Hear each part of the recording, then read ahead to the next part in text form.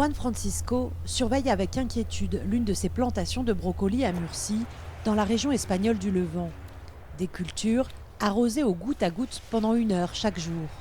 C'est 2 fois plus qu'avant, mais la sécheresse et la chaleur ne lui laissent pas le choix. Les plantes souffrent à cause des températures élevées. Sans eau, son exploitation de 300 hectares ne peut survivre, comme celle des autres agriculteurs de cette région, connue comme le potager de l'Europe. Il y a des milliers d'hectares de culture ici, et si on réduit cette surface, tout ce qui n'est pas cultivé deviendra désertique dans quelques décennies ou dans quelques années. Une grande partie de l'eau stockée par Juan Francisco provient du trasvasé Tajo Segura. 300 km de tuyaux et d'aqueducs qui transfèrent l'eau depuis la source du Tage vers la région du Levant, et ce, depuis la fin des années 1970. Mais face à la désertification qui menace les 2/3 du pays, le gouvernement espagnol a approuvé un décret pour réduire progressivement la quantité d'eau transférée et ainsi augmenter le débit du fleuve. Une décision qui inquiète le secteur agricole.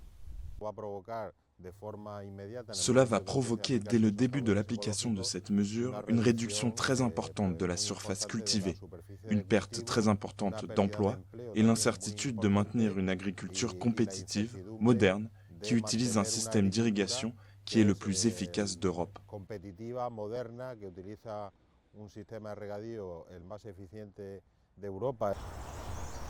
Les syndicats agricoles estiment à plus de 15 000 le nombre d'emplois directs menacés et à environ 137 millions d'euros les pertes financières chaque année. Juan Francisco en est certain, ses enfants ne pourront pas reprendre l'exploitation. Mais il craint aussi pour l'avenir des 700 employés de sa coopérative. On ne sait pas si on pourra conserver ces emplois. Si on n'a pas d'eau et qu'on ne peut plus cultiver les terres, on devra malheureusement réduire les effectifs. De leur côté, les experts estiment que la capacité du Tage a déjà été dépassée. Le fait de dépendre de ressources extérieures peut être une solution temporaire, mais sur le plan hydrologique, ce n'est pas viable. Un avis partagé par Greenpeace pour qui la réduction des transferts d'eau est une bonne nouvelle. Dans ce cas, le Tage a besoin de ces flux. Il a besoin de cette eau pour logiquement permettre à ces écosystèmes et aux personnes qui vivent le long du fleuve de survivre.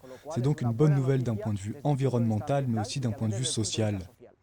De l'autre côté du trasvasé, dans les régions ponctionnées, les habitants du bassin du Tage se plaignent d'être privés d'eau. Carlos se souvient de l'époque de la mer de Castille, une zone de loisirs avec des bars, des restaurants et des vacanciers qui profitaient des immenses étendues d'eau. En regardant ici, on ne voit que la rivière, mais la terre est fissurée comme si c'était un désert. C'est une honte, parce que c'était la zone la plus fertile. Pour son fils Borja, maire d'Alcocer, les transferts d'eau ont causé perte d'emplois et baisse de la population dans les environs. Le déclin du tourisme entraînant avec lui la disparition des hébergements touristiques et des restaurants dont il ne reste aujourd'hui que des ruines. Avec l'eau qui file vers l'est à travers les canalisations, ce sont aussi les entreprises, les emplois, les familles, les gens qui partent. Et nos villages finissent abandonnés. Plus personne ne veut y investir. Il dénonce le sacrifice d'un territoire au bénéfice d'un autre. En Murcie, en revanche, on estime que l'eau appartient à tous les Espagnols. La région de Murcie et du Levant est l'une des zones les moins pluvieuses d'Europe. Nous avons dû nous adapter.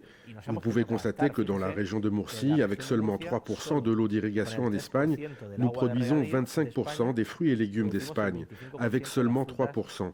Nous savons donc gérer l'eau dans sa rareté, nous savons faire pratiquement des merveilles avec très peu d'eau.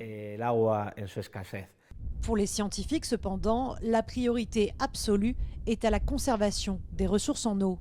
Une infrastructure comme le trasvasé doit avoir une date de péremption. Je ne sais pas si c'est aujourd'hui ou demain. Cela devra être discuté et accepté socialement et politiquement.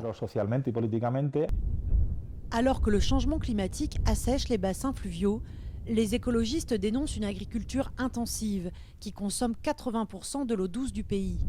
Leurs prévisions sont dramatiques et rappellent la menace d'un choc hydrologique si l'Espagne ne change pas de direction.